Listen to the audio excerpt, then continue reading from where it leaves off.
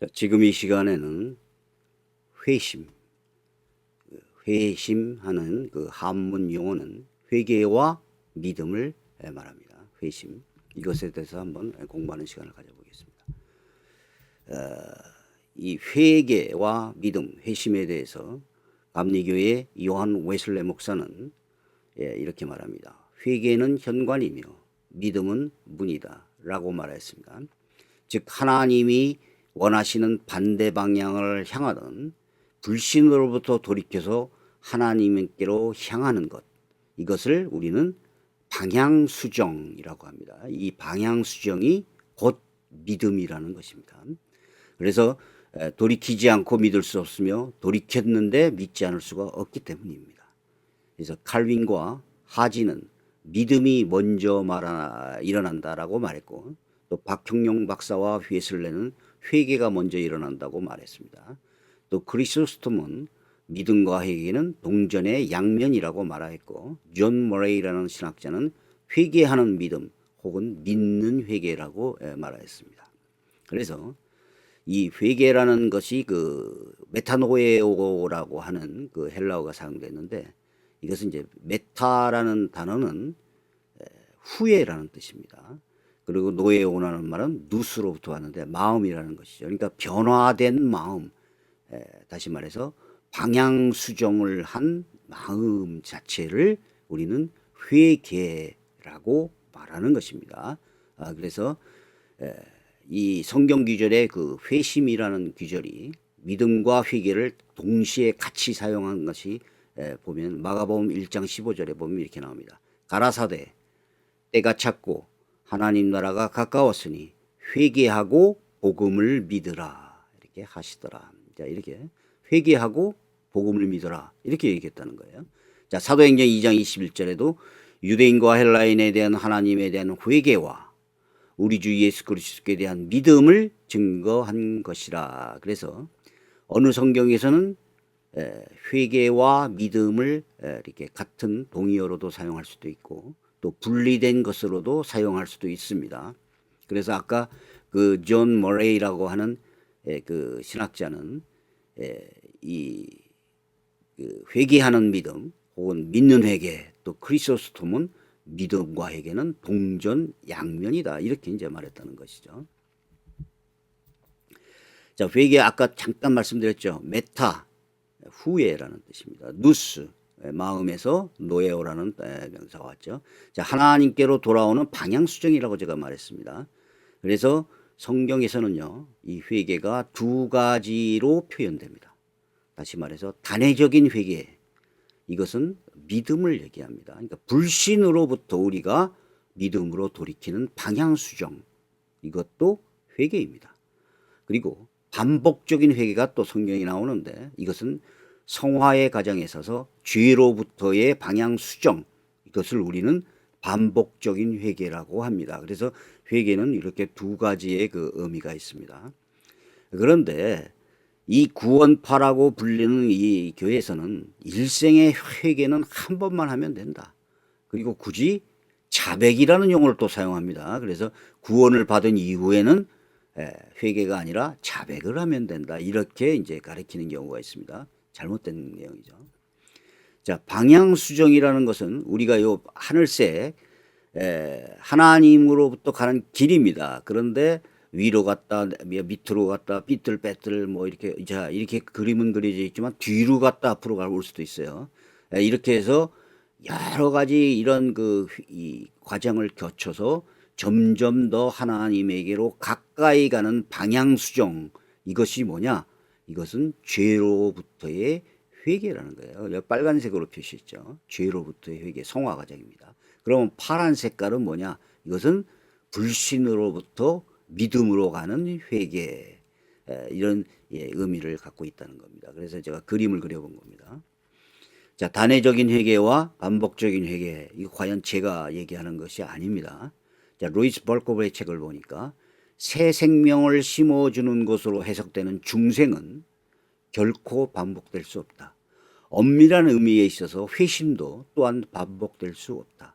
이것은 중생의 변화가 인간의 의식생활에서 처음 밖으로 나타나는 것이기 때문이다. 동시에 반복되는 회심에 대해서도 말할 수 있다. 이렇게 그러니까 단회적인 믿음, 단회적인 회개, 그 다음에 반복적인 회심에 대해서도 말할 수 있다는 것입니다. 자, 그럼 웨인 그루뎀이 개혁주의입니다. 따라서 최초의 믿음과 회개는 생애 중 단 한 번 있는 일이고 그 일이 일어날 때 참된 회심이라고 말할 수 있지만 그럼에도 믿음과 회개의 마음의 자세는 회심 때 단지 시작될 뿐이다. 그때의 자세는 그리스도인의 삶을 살아가는 동안 지속되어야 한다. 이렇게 설명하고 있죠. 자, 웨슬레 조직 신학에서도 이렇게 나옵니다. 이제 회개에 대해서, 회심에 대해서 설명을 하면서 이 회개에 중생 후에 반복적인 회개, 이거를 얘기하는 겁니다. 칭의에 선행하는 회개와는 아주 다른 것입니다. 자, 여기에서 회개는 죄책이라든가 정죄라든가 하나님의 진노에 대한 의식이라든가 하는 것과 연관되지 않습니다. 또 하나님의 사랑을 조금도 의심하지 않습니다. 이는 반복적인 회개는 성령의 역사에 일어나는 깨달음이니 우리 마음속에 아직 남아있는 죄를 깨닫는 것입니다. 곧 육에 속한 마음입니다. 중생한 사람들 속에도 그것이 남아있으나 지배하지는 못합니다. 이렇게 설명하고 있죠. 그러면 성경에 단회적인 회개도 있고 반복적인 회개도 있느냐? 있습니다. 자, 이걸 한번 제가 단회적인 회개에 대해서 설명을 드리겠습니다. 사도행전 2장 37절 너희가 회개하여 각각 예수 그리스도 이름으로 세례를 받고 죄사함을 얻으라. 자, 여기서 너희가 회개하여 세례를 받고 죄사함을 받으라. 믿음입니다. 요한복음 16장 9절 죄에 대해서라면 저희가 나를 믿지 아니하며, 자, 믿지 않는 것이 죄라는 거예요. 마가복음 1장 15절 가라사대 때가 찼고 하나님 나라가 가까웠으니 회개하고 복음을 믿으라. 자, 이것이 단회적인 회개를 말하는 성경 규절입니다. 그런데 성경에는 분명히 반복적인 회개를 말하는 규절이 있습니다. 자, 여기에 누가복음 17장 4절 만일 하루 7번이라도 네게 죄를 얻고 7번 네게 돌아와 내가 회개하노라 하거든 너는 용서하라. 자, 7번 저한테 죄를 짓고요. 어떤 사람이 7번을 돌아왔고 내가 회개한다. 자, 그럼 저를 7번 믿으라는 얘기가 아니죠. 무슨 뭡니까? 죄에 대한 회개입니다. 자, 하루에 7번이라도 와서 회개할 수 있다는 것이에요. 이것은 반복적인 회개를 말하는 것이죠. 사도행전 8장 22절 그러므로 너의 이 악함을 회개하고 주께 기도하라. 혹 마음에 품은 것을 사하여 주시라. 악함을 회개하라는 거예요. 자, 이런 것도 나오죠. 자, 그래서 성경은요 단회적인 회개도 말하고 있고 반복적인 회개도 말하고 있고 헬라어에서는 똑같은 메타노에오라는 단어가 사용되었습니다. 그래서 노에오라는 단어는 아까도 제가 말씀드렸지만 바로 방향 수정을 말하는 그 의미를 갖는 것입니다. 그래서 성경에서는요 요한일서 1장 8절에서 9절을 보니까 만일 우리가 죄 없다 하면 스스로 속이고 진리가 우리 속에 있지 아니할 것이요 이렇게 말합니다. 자, 그런데 우리에게 죄가 없다고 가리키는 예수 그리스도를 믿음으로 말미암아 우리 죄를 다 예수께서 갖고 가셨기 때문에 우리에게는 죄가 없다라고 가리키는 것입니다. 자, 이건 잘못된 겁니다. 우리에게는 죄가 있습니다. 죄가 남아있는 거예요. 자, 죄가 남아있고 그래서 성화의 과정이 필요한 것이고 우리가 죄가 없다.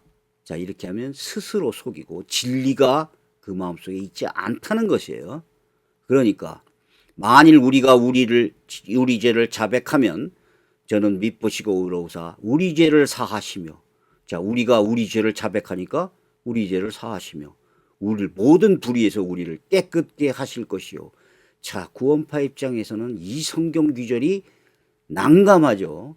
자, 이 요한계열에서는 뭐라고 가리키냐면 우리가 그 어떤 깨달음을 가지면은 이미 구원을 받았고 우리의 영혼은 죄가 없고 우리의 영혼은 이미 구원받았다. 그러면 우리가 죄를 짓는 이유가 뭐냐? 우리 육체의 죄가 있기 때문에 이렇게 가르칩니다. 그리고 박옥수 측의 그 구원파 계열에서는 뭐냐? 우리는 죄를 모두 갖고 갔기 때문에 죄가 없다. 자백도 할 필요 없다. 이렇게 얘기합니다. 그런데 성경은 뭐라고 돼 있어요? 죄 없다 하면 스스로 속이고 진리가 없다는 얘기예요. 자, 어떤 말을 믿으시겠습니까? 그분들의 말을 믿겠습니까? 아니면 성경을 믿겠습니까? 자, 우리가 이 죄는 물질이 아닙니다. 죄가 그래갖고 죄가 없어졌다. 죄가 다 가지고 가셨다. 이런 것은 아니에요. 그런 의미를 잘못 생각하고 계시는 게 시편 32장 5절에 내가 이르기를 내 허물을 여호와께 자복하리라 하고 주께 내 죄를 아뢰고 내 죄악을 숨기지 아니하였더니 곧 주께서 내 죄의 악을 사하셨나이다. 이렇게 되어 있습니다. 잠언 28장 13절 자기의 죄를 숨기는 자는 형통치 못하나 죄를 자복하고 버리는 자는 불쌍히 여김을 받으리라 라고 되어 있습니다. 사도행전 시편 7장 11절 하나님은 의로우신 재판장님이시오 매일 분노하시는 하나님이시로다. 사람이 회개하지 아니하면 그가 그의 칼을 가지심이요 그의 화를 이미 당기어 예비하셨도다. 자, 성경에서는 뭐라고 되어 있어요? 회개하라고 되어 있습니다. 죄에서부터 회개하고. 에스겔 18장 30절 여기도 보시니까 너희는 돌이켜 회개하고 모든 죄에서 떠날지어다. 그리한즉 그것이 너희의 죄악에 걸림돌이 되지 아니하리라 이렇게 말하고 있습니다. 자, 로마서 2장 4절 8절에서도 이렇게 나옵니다. 혹 네가 하나님의 인자하심이 너를 인도하여 회개하심을 알지 못하며 그의 인자하심과 용납하심이 길이 참으심이 풍성함을 멸시하느냐. 다만 네 고집과 회개하지 아니한 마음을 따라 진노의 날 곧 하나님의 의로우신 심판이 나타나는 그날에 임할 진노를 네가 쌓는도다. 이렇게 얘기가 되어 있습니다.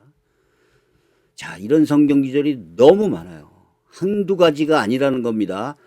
자, 사도행전 8장 22절 그러므로 너의 이 악함을 회개하고 주께 기도하라. 또 히브리서 6장 1절 자, 그리스도의 초보를 버리고 자, 이 기본적인 그 신앙들을 버리지 말라는 거예요. 그래갖고 이제 여기 뭐라고 됐냐면 우리가 그리스도의 초보를 버리고 죽은 행실을 회개함과라고 돼 있어요. 회개하라는 말입니까? 아니라는 말입니까?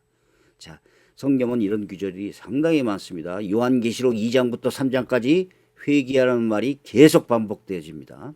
뭐 회개치 않으면 내 촛대를 그 자리에 옮기리라.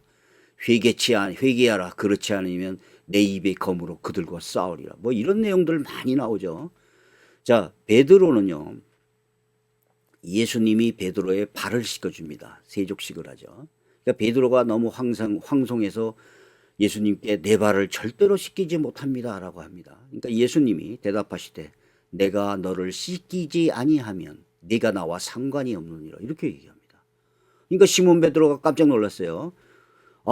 그럼 내 발뿐만 아니라 손과 머리도 다 씻겨주십시오. 그러니까 예수님이 뭐라고 그러냐면 이미 목욕한 자는 발밖에 씻을 필요가 없느니라. 온몸이 깨끗하니라. 자, 이 성경 구절에 말하는 내용이 뭘까요? 온몸이 깨끗하고 목욕을 한 사람도 발은 씻어야 한다는 거예요. 자, 이것이 바로 성화의 과정을 얘기하는 것이죠. 성경은요, 죄를 지어도 이미 구원받았으니 아무 상관이 없다는 구절이 단 한 개도 없습니다. 죄를 지어도 아무 상관없다. 너는 이미 구원받았다. 이것도 뭐예요? 자기가 깨달음으로 뭐 하나님이 구원하기로 작정한 사람 이렇게 되면 또 모르지만 자기가 스스로 몇 월 며칠 날 나는 구원받았습니다. 그런데 어떤 죄를 져도 이미 구원받았다. 이렇게 얘기하면 말이 안 되는 얘기죠. 자, 야고보서 1장 15절에 이렇게 되어 있습니다. 오직 각 사람이 시험을 받는 것은 자기 욕심에 끌려 미혹됨이니 욕심이 잉태한 즉 죄를 낳고 죄가 장성한 즉 사망을 낳느니라. 자, 로마서 6장 17절 죄가 너희를 주관하지 못하리니 이는 너희가 법 아래 있지 않고 은혜 아래 있음이라. 그런즉 어찌하려 우리가 법 아래 있지 아니하고 은혜 아래 있으니 죄를 지으리요 그럴 수 없느니라 라고. 자, 죄 지어도 좋다. 없어요. 성경에 그런 거 없습니다. 자, 이 요한복음에 보면 간음을 한 여자가 잡혀옵니다. 유대인들한테. 물론 유대인들이 예수님을 시험하기 위해서 그랬지만은 율법에 간음한 여자는 돌로 치라고 되어 있습니다. 그러니까 어떻게 할까요? 자, 이게 예수님이 아주 곤란하게 됐죠. 자, 이거를 괜찮다고 말할 수도 없고 아니라고 말할 수도 없고 돌로 쳐 죽이라고 말할 수도 없는 그러한 귀절에 올랐습니다. 그랬을 때 예수님이 이렇게 말합니다. 너희 중에 죄 없는 자가 먼저 돌로 치라. 이렇게 말합니다. 그러니까 모든 사람이 양심의 가책을 느껴 어른으로 시작하여 젊은이까지 하나씩 하나씩 떠나가고, 자, 전부 죄가 있다는 얘기죠. 그러니까 예수님이 여자에게 너를 고발하라더니 그들이 어디 있느냐, 너를 정죄한 자가 없느냐, 대답하되 주여 없나이다. 예수께서 이르시되 나도 너를 정죄하지 아니하노니 가서 다시는 죄를 범하지 말라 하시니라. 이렇게 되어 있습니다. 자, 이런 성경 기절은 너무 많아요. 여기 고린도전서 15장, 에베소서 4장 26절, 고린도전서 8장 12절. 자, 뭐라고 그럽니까? 죄를 짓지 말라. 자, 고린도전서 8장 12절. 너희가 형제에게 죄를 짓는 것은 뭐라고 그래요? 그리스도에게 죄를 짓는 것이다라고 얘기합니다. 자, 물론 우리가 죄에서 완벽하게 그 죄를 짓지 않을 수는 없어요. 거듭난 사람들조차 우리는 죄를 짓습니다. 그런데 죄를 짓지 않도록 열심히 노력해야 되고, 이 성령의 그 도우심을 인하여 우리가 죄로부터 계속 회개하고, 그래서 아까처럼 이 화살표처럼 앞뒤로 이렇게 나가면서 뭐 이렇게 해서 점점 점진적으로 다가가는 것입니다. 그런데 죄를 지어도 좋다, 단회적인 회개만 하면 된다, 이렇게 말하는 성경 규절이 없습니다. 그런 규절은요. 자, 이 고린도후서 12장에서도 여기에 똑같이 얘기합니다. 내가 전에 지은 여러 사람의 그 행한 바 더러움과 음란함과 호색함을 회개하지 아니함 때문에 슬퍼할까 두려워하리라. 이렇게 얘기합니다. 그래서 사도 바울이 이렇게 합니다. 전에 죄 지은 자들과 그 남은 모든 사람에게 미라니 내가 다시 가면 용서하지 아니하리라. 이렇게 얘기합니다. 이 갈라디아서 2장 17절, 우리가 그리스도 안에서 의롭게 되려 하다 죄인으로 드러나면 그리스도께서 죄를 짓게 하는 자냐? 결코 그럴 수 없느니라. 자, 히브리서 12장 4절, 너희가 죄와 싸우되 아직 피 흘리까지 대항하지 아니하고 아들들에게 고난같이 너에게 권면하신 말씀도 잊었도다. 자, 뭐예요? 죄와 같이 죄와 피 흘리기까지 싸워야 된다는 거예요. 자, 여기 야고보서 5장 15절, 혹시 죄를 범하였을지라도 사하심을 받으리라. 이렇게 돼 있죠. 그래서 기도하라, 서로 기도하라, 이렇게 돼 있고, 또 베드로전서 4장 7절에도 사랑은 허다한 죄를 덮느니라, 이렇게 돼 있습니다. 그래서 우리는요, 구원받은 하나님의 자녀로서 반복적으로 죄를 회개하며 성화를 이루어 나가야 합니다. 그러나 성화의 과정이 구원의 조건이 된다. 성화를 하지 않는다. 어떤 분들은 이래요. 죄가 남아 있으면 구원을 못 받는다. 그러면 이 세상에 구원받을 사람은 한 명도 없습니다. 그러니까 극단적인 그 견해로 절대로 빠지면 안 돼요. 그러니까 이 성화가 구원의 조건이 돼서도 안 되지만 이 성화가 필요 없다라고 말해서도 안 된다는 거예요. 어떤 목사는 여기 아까 있죠. 죄를 하나라도 빼고 회개하지 않으면 지옥 간다. 자, 우리가 죄를 회개하는 것은 우리가 거듭난 하나님의 자녀로서 예수를 닮아가는 거룩한 그 과정입니다. 그리고 우리 생애 중에서 완전한 성화를 이루지 못합니다. 특히 죄를 하나라도 회개하지 않으면 지옥에 가는 것은 아닙니다. 만일 이렇다면은요, 우리는 진짜 무슨 수첩을 하나 갖고 다니면서 조그만 죄를 져도 그거를 전부 적어놨다가 단 한 개도 빠뜨리지 말고 집에 가서 전부 회개를 해야 돼요. 우리는 무시무시한 공포와 두려움 속에서 구원의 과정을 걷게 될 것입니다. 자, 이런 주장을 우리는 행위구원론이라고 하는 것입니다. 자, 웨슬리안 조직신학의 얘기 나옵니다. 구원의 조건으로서 하나님을 향한 회개와 우리 주 예수 그리스도에 대한 믿음은 결합되어 있다. 그래서 제가 회심이라고 그랬죠. 둘 다 선행의 척에서 나오지만 구원의 믿음이 구원의 조건인 것과 마찬가지로 구원의 도구라는 점에서는 다르다. 그러므로 믿음은 은총으로부터 흘러나오고 회개는 뒤따르는 것입니다. 자, 이러한 이유 때문에 믿음은 구원의 유일한 조건이고 회개는 믿음의 조건이라고 자주 말한다.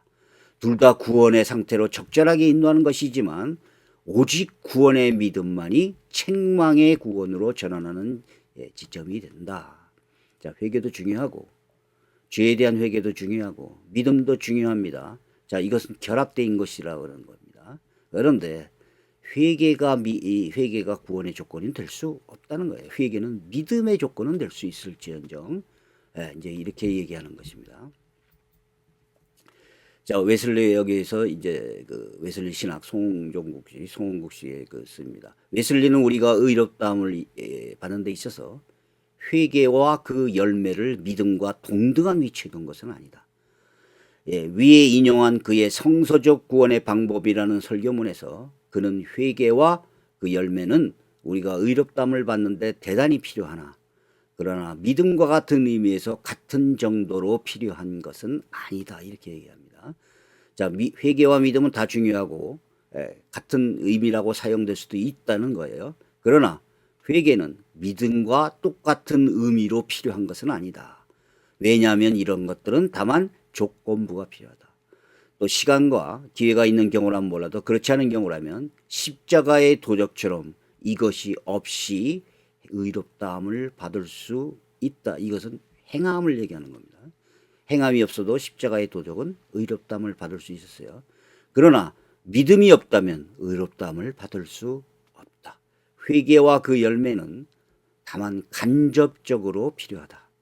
그러나 믿음은 직접적으로 필요하다. 자, 그래서 우리 개신교에서는 가톨릭으로부터 독립되어서 나왔을 때, 종교개혁을 일으켰을 때 우리는 오직 믿음, 오직 은혜로 구원을 받는다라고 우리는 가르쳤습니다. 이것이 우리 개신교의 가장 중요한 모티브입니다. 그래서 회개 물론 중요하고 우리가 거듭난 자녀로서 반드시 회개가 필요하지만 회개가 구원의 조건은 되지 않을지언정 회개는 반드시 해야 되는 것이고 성경에서는 우리가 죄를 지어도 좋다라는 말이 단 한마디도 나오지 않는다는 것입니다. 그래서 이것을 너무 또 회개를 강조한 나머지 이것을 믿음으로는 구원을 받지 못한다라고 말한다면은 믿음만으로는 부족하다라고 말한다든가 이렇게 하면 이것은 행위구원론이 될 수 있다는 겁니다. 그래서 극단적인 견해를 우리는 피해야만 합니다. 감사합니다. 여기까지 하겠습니다.